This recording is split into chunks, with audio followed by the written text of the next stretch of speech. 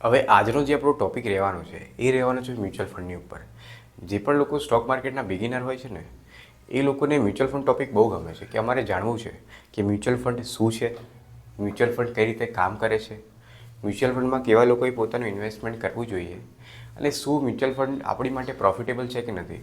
તો આ બધા ડાઉટ જનરલી જે સ્ટોક માર્કેટના બિગિનર છે ને એમની માટે હોતા હોય છે.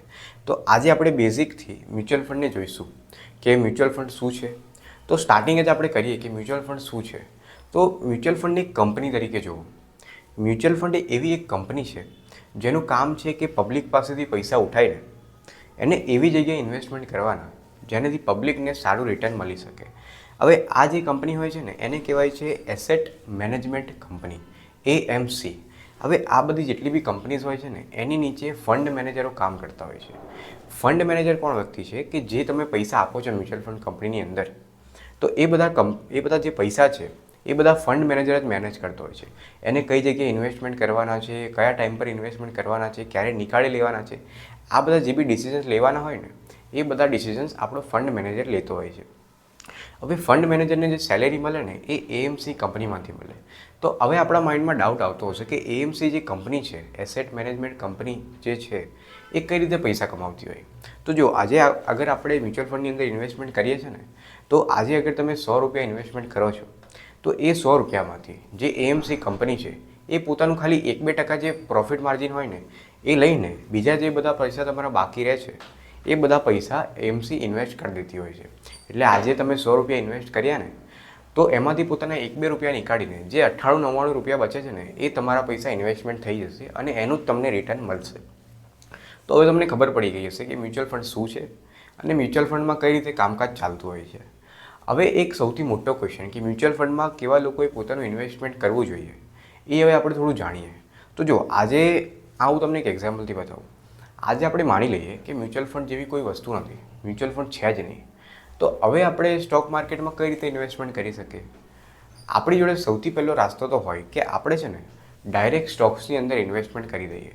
એટલે ડાયરેક્ટ જે કંપનીના સ્ટોક હોય છે, સ્ટોક માર્કેટમાં જે બી લિસ્ટેડ કંપની હોય છે ને એના ડાયરેક્ટ સ્ટોકમાં જ ઇન્વેસ્ટ કરી દઈએ. બટ આ વસ્તુ છે ને કરવા માટે આપણી જોડે ફંડામેન્ટલ અને ટેકનિકલ એનાલિસિસ શું છે આનું નોલેજ હોવું જોઈએ. કઈ રીતે કંપનીના વેલ્યુએશન જોવાય, કઈ રીતે કંપનીની બેલેન્સ શીટ જોવાય, આ બધા જેટલી બી ફંડામેન્ટલ અને ટેકનિકલની અંદર વસ્તુઓ આવે છે ને એ બધી આપણને ખબર હોવી જોઈએ અગર આપણે સ્ટોક માર્કેટની અંદર ડાયરેક્ટ ઇન્વેસ્ટમેન્ટ કરવા જઈએ તો. તો સૌથી પહેલું ઓપ્શન તો આપણી જોડે આ રહેતું હતું. હવે બીજું ઓપ્શન શું હતું કે ભાઈ જેને ફંડામેન્ટલ અને ટેકનિકલ એનાલિસિસ નહીં આવડતું એ લોકો શું કરી શકે. હવે એ લોકો માટે પહેલાં એક ઓપ્શન હતું કે એ લોકો કોઈ એડવાઇઝરી ફર્મ જોડે જોડાઈ જાય. એટલે એવા વ્યક્તિ જોડે જોડાય કે જે સ્ટોક્સની એડવાઇસ આપતો હોય કે ભાઈ ક્યારે સ્ટોક ખરીદવાનો છે, ક્યારે સ્ટોકને વેચી દેવાનો છે. હવે આવા લોકો જોડે જોડાઈ જાય. આ જ એમની જોડે ઓપ્શન હતું. બટ હવે તમે વિચારીએ, અગર આપણે બધા વિચારીએ સાથે મળીને કે જેને માણસને જે પોતાની ઇન્વેસ્ટિંગ 2-5 હજાર રૂપિયાથી ચાલુ કરવા માંગે છે, જેને પોતાની ઇન્વેસ્ટિંગની જર્ની 2-5 હજાર રૂપિયાથી ચાલુ કરવી છે, હવે એને આપણે માનીએ કે એને ફંડામેન્ટલ અને ટેકનિકલ એનાલિસિસ બી નહીં આવડતું, તો અગર એ વ્યક્તિ પેલા એડવાઇઝર પાસે જાય છે તો એડવાઇઝરની જે કોસ્ટ હોય છે ને એ જ મહિનાની 2-5 હજાર રૂપિયા હોય છે.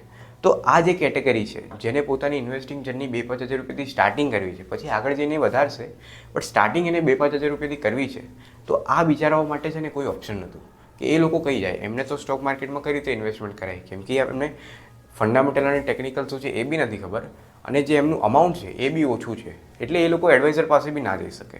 તો આ જે કેટેગરી છે આની માટે છે ને મ્યુચ્યુઅલ ફંડ બનાવડાવ્યું ગયું અને આ કેટેગરી માટે મ્યુચ્યુઅલ ફંડ જરૂરી છે.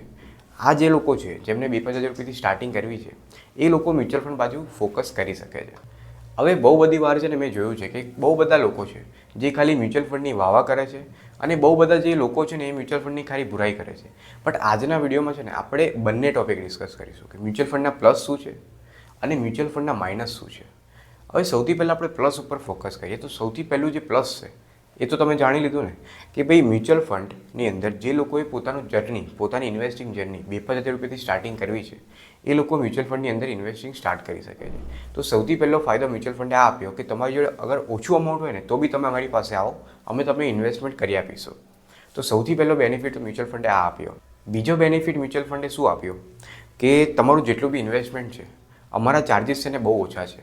તમે જેટલું બી ઇન્વેસ્ટમેન્ટ લઈને આવો તો ભલે તમારું 500 બી સ્ટાર્ટિંગ શું કરવા ના હોય, અમે ખાલી ચાર્જ 1-2% જ છે અને આ 1-2% ચાર્જની અંદર મ્યુચ્યુઅલ ફંડની જે એએમસી કંપનીઝ છે એ તમને ફંડ મેનેજર પ્રોવાઈડ કરે છે અને ફંડ મેનેજર એવી પાર્ટી હોય જેને સ્ટોક માર્કેટની કે બીજા બધા એસેટ ક્લાસની 5-10 વર્ષનો એક્સપિરિયન્સ હોય. ઓવરઓલ એને ખબર હોય કે ક્યારે પૈસા ઇન્વેસ્ટ કરવાના છે ને ક્યારે પૈસા નીકાળી લેવાના છે. તો તમને ઓછા પૈસા આપીને એક સારો ફંડ મેનેજર એમને પ્રોવાઈડ કરી દીધો. તો આ એક બીજો બેનિફિટ છે જે મ્યુચ્યુઅલ ફંડ આપણાને આપે છે. હવે જે ત્રીજો બેનિફિટ છે ને એ શું છે કે અગર આપણે ડાયરેક્ટ સ્ટોક્સમાં ઇન્વેસ્ટમેન્ટ કરીએ છીએ કે કોઈની એડવાઇસથી આપણે ઇન્વેસ્ટમેન્ટ કરીએ છીએ ને તો એ પોર્ટફોલિયો આપણે સવારથી સાંજ સુધી જોતા હોઈએ છીએ કે ભાઈ મારા પૈસા વધ્યા કે નહીં વધ્યા. આપણા માઇન્ડની ઉપર એક ટેન્શન રહે છે, જેના લીધે શું થતું હોય છે કે આપણું જે ડેલી રૂટીનનું કામ છે ને કે આપણે જોબ કરીએ છીએ કે બિઝનેસ કરીએ છીએ તો આ બધું છે ને આપણું બગડી જતું હોય છે. તો મ્યુચ્યુઅલ ફંડે આ ત્રીજી વસ્તુ બી સોલ્વ કરી કે તમારે છે ને ડાયરેક્ટ ઇન્વેસ્ટમેન્ટ કરવાની કોઈ જરૂર નથી. તમે અમારી પાસે પૈસા જમા કરાવો, તમારો જે બી પોર્ટફોલિયો છે ને એ અમે બનાવીશું અને ક્યારે સ્ટોકને વેચવાનો છે ક્યારે ખરીદવાનો છે ને એ બી અમે જ લોકો તમને કરી આપીશું. તમે તમારું જે રૂટીન છે, જે જોબ છે, બિઝનેસ છે એની ઉપર ફોકસ કરો, તમારા પૈસાની ગ્રોથ અમે કરી આપીશું. તો આ એક ત્રીજો અને સૌથી ઇમ્પોર્ટન્ટ બેનિફિટ છે જે આપણાને મ્યુચ્યુઅલ ફંડે આપ્યો છે. હવે આ તો આપણે જોયું કે જે મ્યુચ્યુઅલ ફંડના પ્લસ પોઈન્ટ છે, જે પોઝિટિવ પોઈન્ટ્સ છે એ શું છે. બટ મારી એક રેસ્પોન્સિબિલિટી છે કે હું તમને જે એના માઇનસ પોઈન્ટ છે, જે નેગેટિવ પોઈન્ટ છે ને એ બી તમારી સાથે દિલ ખોલીને શેર કરું. તો હવે જે નેગેટિવ પોઈન્ટ છે ને એ એકદમ લોજિકલ છે, તમે સમજી શકો છો. જો આજે અગર જે ફંડ મેનેજર છે એ ફંડ મેનેજરની જગ્યાએ અગર આપણે પોતાને મૂકીએ તો આપણે અગર ડાયરેક્ટ સ્ટોકમાં ઇન્વેસ્ટ આપણા 10,000 રૂપિયા બી કરીએ ને તો આપણે સવારથી સાંજ સુધી એને જોતા હોઈએ છીએ કે ભાઈ પ્રાઇસ વધ્યો છે કે ઘટ્યો છે. હવે આવું આપણી અંદર કેમ થાય છે? કારણ કે આપણી અંદર છે ને ઇમોશન્સ છે, આપણી અંદર ફિલિંગ્સ છે. આપણને ડર લાગે છે કે મારા પૈસા છે ને ડૂબી ના જાય. હવે તમે ખાલી એવું વિચારો કે આપણું ખાલી ઇન્વેસ્ટમેન્ટ અમાઉન્ટ તો 10,000 રૂપિયા છે, બટ પેલો જે ફંડ મેનેજર છે એ તો કરોડો રૂપિયા સાચવી રહ્યો છે ને, એની જોડે તો કરોડોનું અમાઉન્ટ છે ઇન્વેસ્ટમેન્ટ કરવા માટે.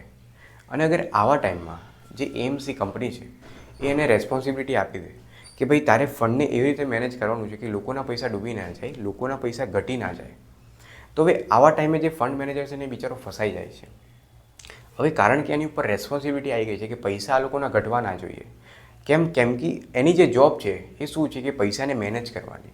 તો અગર એ જ કામ એ સારી રીતે નહીં કર્યો ને તો એની જોબ દાવ પર લાગી જશે. તો જેના લીધે શું થાય છે કે જે આપણો ફંડ મેનેજર છે ને એ પોતાની સ્કિલ્સને યુઝ જ નહીં કરી શકતો. બિચારો એ ફસાઈ જાય છે કે ભાઈ મારે એકદમ સેફટી લઈને ચાલવી છે, મારે આ લોકોના પૈસા ડૂબવા ના જોઈએ. તો આના કારણે છે ને બહુ બધા મ્યુચ્યુઅલ ફંડના ફંડ મેનેજર્સ આ બધી વસ્તુ કરતા હોય છે કે ભાઈ બીજા મ્યુચ્યુઅલ ફંડવાળા ફંડ મેનેજરની કોપી માર લેવાની, એ લોકો કયા સ્ટોકમાં ઇન્વેસ્ટ કરે છે, કઈ જગ્યાએ ઇન્વેસ્ટ કરે છે, આ બધી વસ્તુની કોપી માર લેવાની. જેનાથી શું થાય કે કોઈક વાર અગર ખેંચ વાગે ને ક્યારેય બી કોઈ પણ જગ્યાએ તો ખાલી એક ફંડ મેનેજર ના ફસાય, ખાલી એક ફંડ મેનેજર ઉપર ક્વેશ્ચન ના મુકાય કે ભાઈ તે આ સ્ટોકમાં કેમ ઇન્વેસ્ટ કર્યું હતું. અગર ક્વેશ્ચન મુકાય ને તો બધા ફંડ મેનેજરની ઉપર મુકાય કે ભાઈ તમે લોકોએ આ સ્ટોકની અંદર કેમ ઇન્વેસ્ટ કર્યું હતું. તો જનરલી આ બધી વસ્તુ છે ને થતી હોય છે મ્યુચ્યુઅલ ફંડની અંદર.